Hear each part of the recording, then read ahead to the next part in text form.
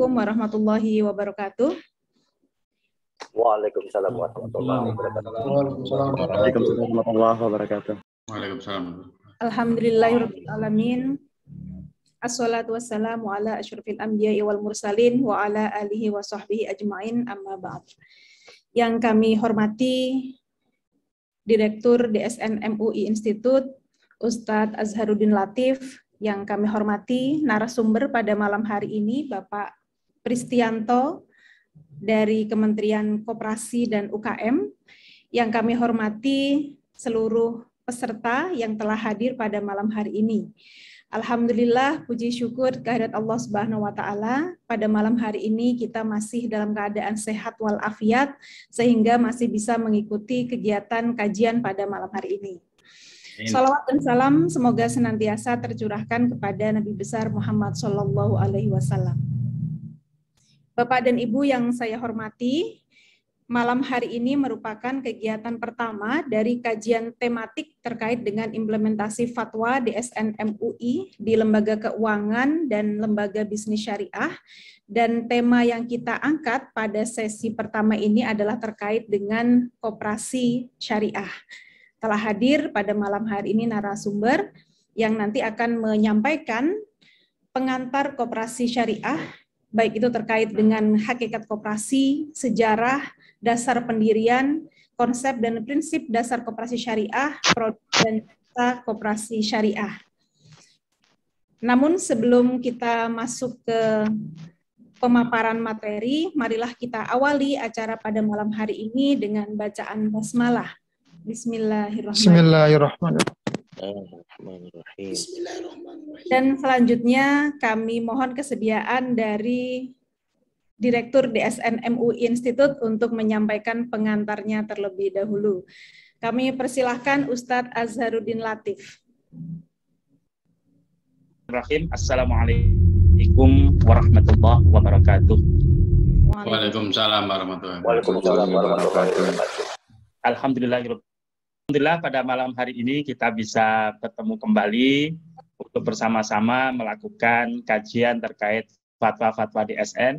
Dan kita bersyukur kita sudah hampir 1 tahun ya, sampai hampir 1 tahun melakukan kajian tentang implementasi fatwa DSN MUI di Lembaga Keuangan Syariah dan Lembaga Bisnis Syariah.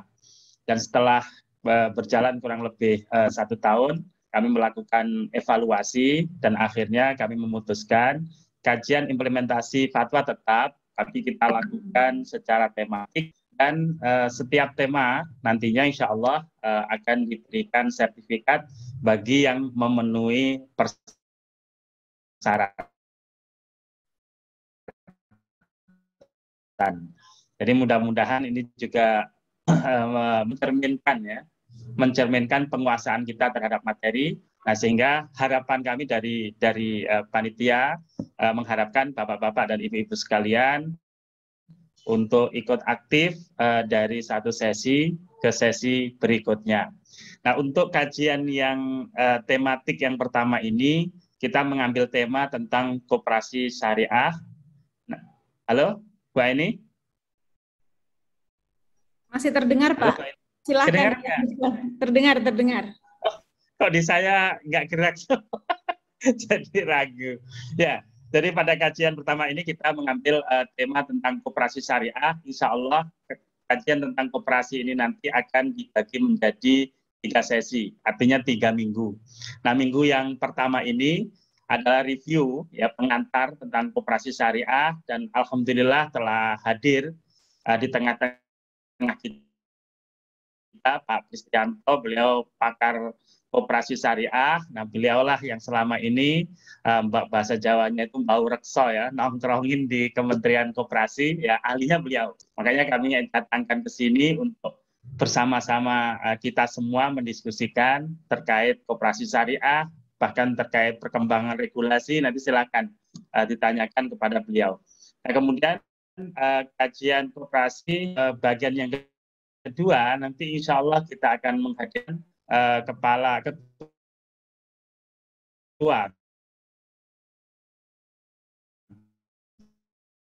Tidak, Dr. Bukhari Muslim. Nah, beliaulah kajian yang kedua nanti akan membincang persoalan-persoalan akad ya.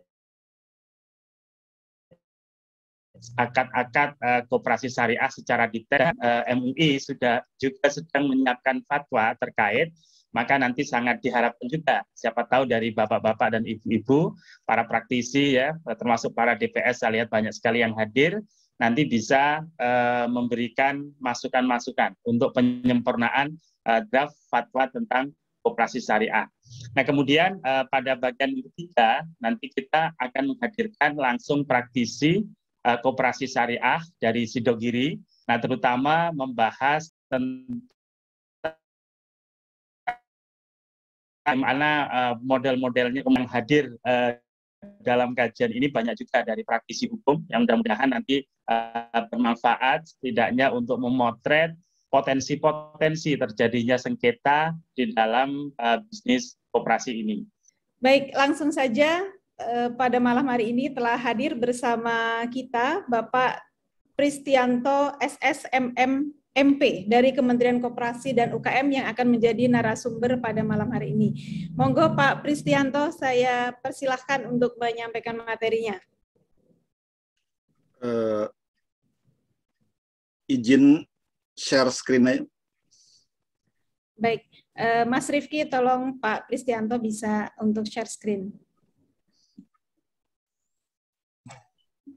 Ya, sudah Bu, sudah disilahkan. Silakan Pak Pristianto.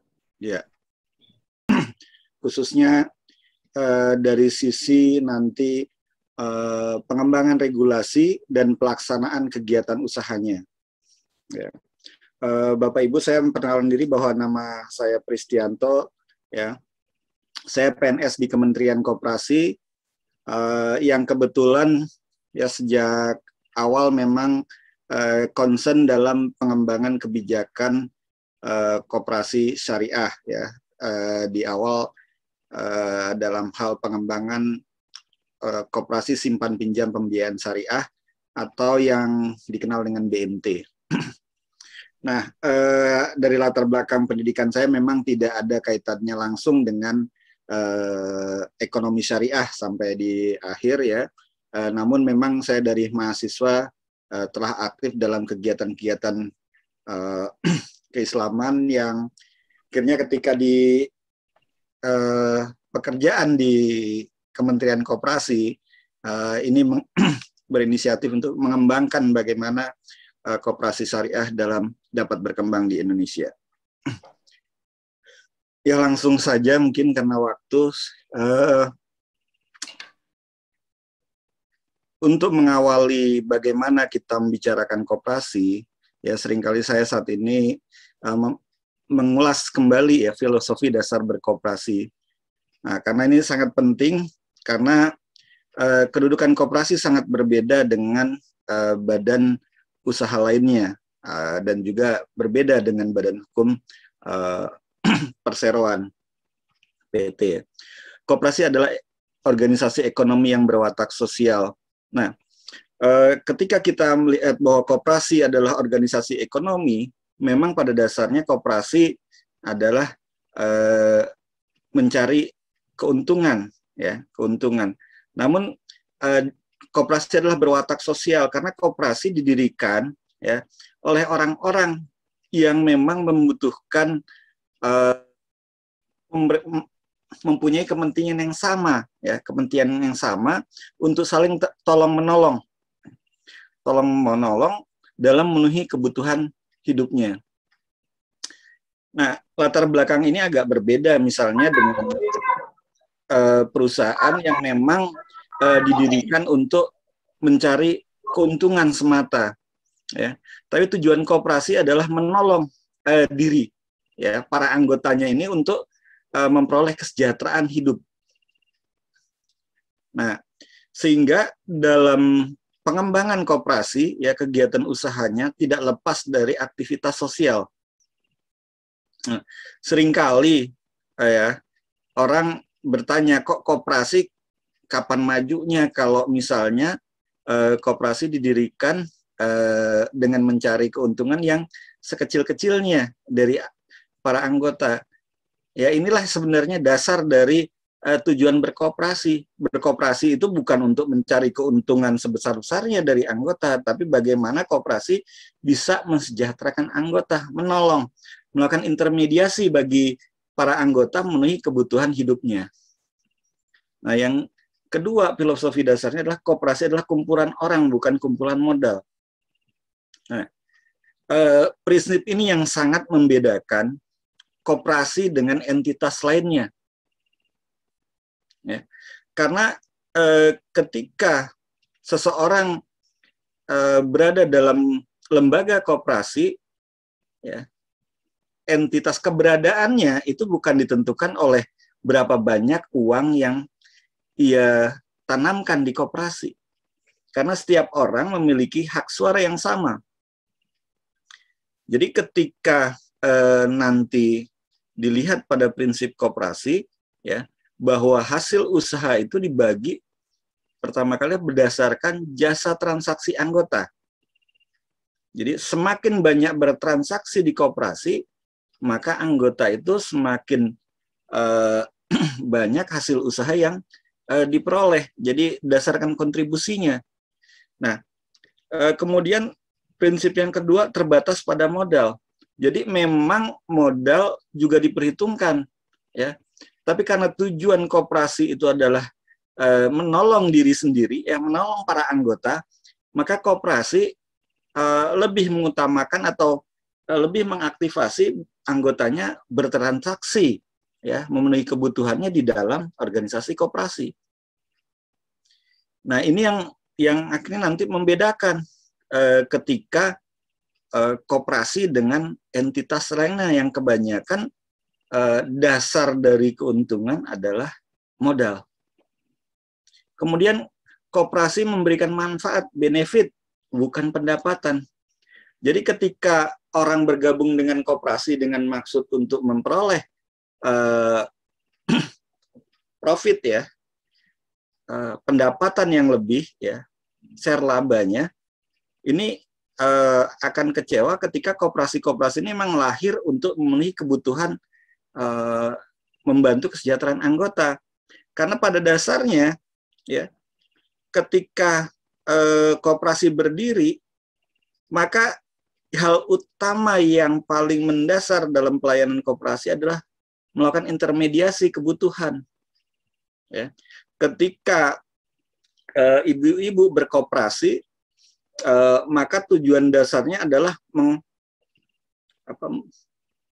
memperoleh efisiensi, ya, efisiensi keuangan dalam pemenuhan kebutuhan hidup. Misalnya, kalau mereka membeli telur di pasar, misalnya 10.000, tapi ketika di koperasi, karena mereka membeli, ya, membeli pada perusahaan badan usaha yang dimiliki mereka sendiri, maka harganya misalnya lebih murah, ya, bisa di 9.000. Nah, pada dasarnya anggota bukan bertransaksi dengan koperasi, ya, tapi anggota bertransaksi melalui koperasi. Mereka ketika menghadapi pasar tidak mampu secara sendiri-sendiri, maka mereka tergabung dalam koperasi untuk menghadapi pasar.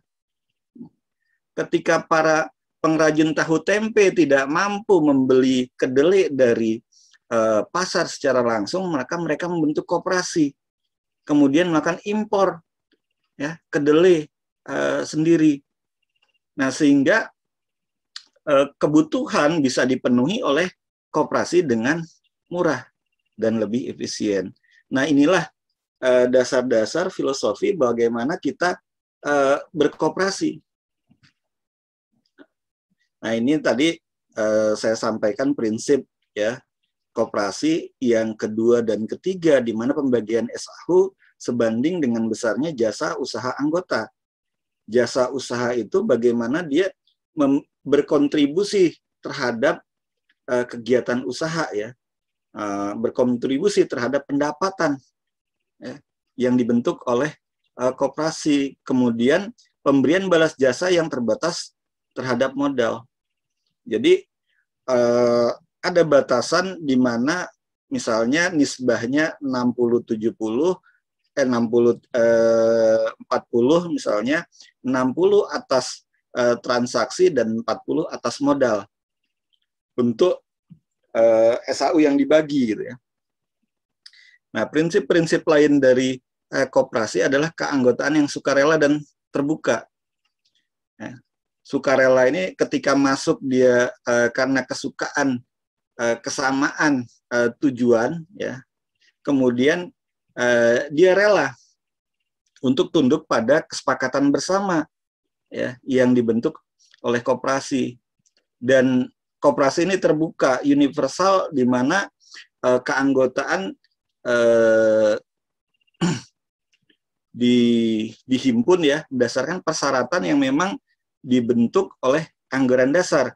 Kemudian anggota itu memiliki kebebasan untuk keluar ataupun masuk menjadi anggota. Juga penekanan terhadap kerjasama, pengelolaan ya secara demokratis, di mana prinsip koperasi adalah musyawarah untuk mufakat, dan nanti pengambilan suara terhadap melalui suara terbanyak misalnya. Kemudian kemandirian dan pendidikan perkoperasian. Nah, dalam sistem perekonomian kita mengenal ada konvensional syariah. Nah, apa sebenarnya pembedaan dari ekonomi koperasi dengan ekonomi syariah? Ya, kalau dalam prinsip-prinsip dasar begitu banyak ya kesamaan. Nah, perbedaannya sebenarnya lebih pada hal yang dihalalkan atau nanti yang diharamkan, terutama adalah haram karena zatnya, ya, haram karena unsurnya, dan tidak sahnya akad. Sedangkan prinsip-prinsip lain kecenderungannya itu sama, di mana koperasi melaksanakan tolong-menolong, kebenaran, keseimbangan, kejujuran, keadilan, kebersamaan, dan persamaan.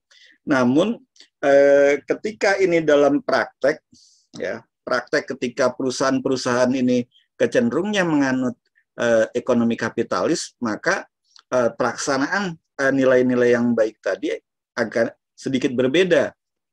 Ya, ketika bank makna tolong menolongnya ya akan berbeda dengan koperasi, ya. Bank kecenderungannya bantuan. Nah, juga nanti ada prinsip misalnya persamaan, ya, persamaan dalam ketika kita berakad kan masing-masing pihak itu setara, ya. Tapi ketika dalam penyelesaian masalah ternyata lembaga ekonomi yang ada itu tidak menunjukkan kesetaraan, ya.